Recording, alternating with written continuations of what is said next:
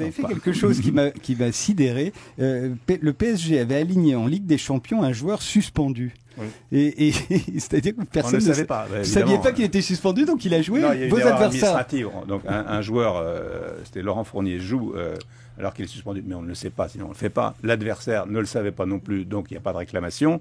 Ça se termine 3-2, c'était à Bucarest. Et puis ça arrive à l'UEFA et il contrôle tout et il dit mais vous avez fait jouer alors, ah bon, on a fait jouer alors on ne savait pas.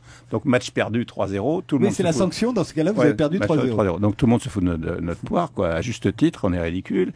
Et il y a le match retour à faire. Donc les joueurs réagissent assez bien à cette bêtise, à cette bévue. Et puis j'avais dans mon staff à l'époque un Claude Leroy qui avait entraîné beaucoup en Afrique, qui avait fait gagner la Coupe d'Afrique au Cameroun, etc. Et il me dit, je dis écoute, comment on va faire? Et il me dit écoute, il y a les marabouts qui m'appellent et tout. Je dis écoute, moi je prends tout. Hein. J'ai un camion de cierge à lourde si tu veux, les marabouts si tu veux. Donc allons-y pour les marabouts. Donc je découvre Western Union, je vais verser de l'argent à la poste pour le marabout. 500 € quand même. Hein. Ouais, en tout. Mais ça valait le coup. et au fur et à mesure qu'on approchait du match, non, c'est pas possible, non, je vois pas. Et puis 2 jours avant le match, il m'annonce 5-0.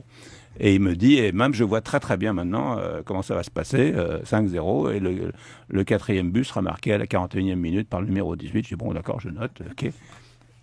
Et voilà ce qui s'est passé. On a gagné 5-0, et le 4e but. Donc, après, j'ai raconté... Le 4e but a été marqué à la 40e minute par le numéro 18. Par Florian Maurice. Donc, et je raconte ça, alors évidemment, c'est comme vous, là, vous dites, wow, c'était gentil, mais bon, sauf que ça s'est passé comme ça.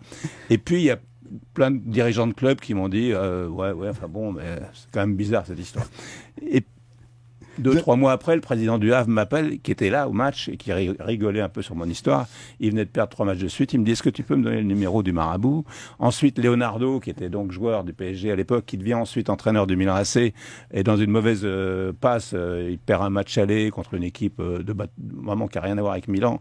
Et donc il n'est pas très bien. Il m'appelle pour le marabout. Enfin, et après, donc le marabout a fait fortune. Je suis son agent maintenant.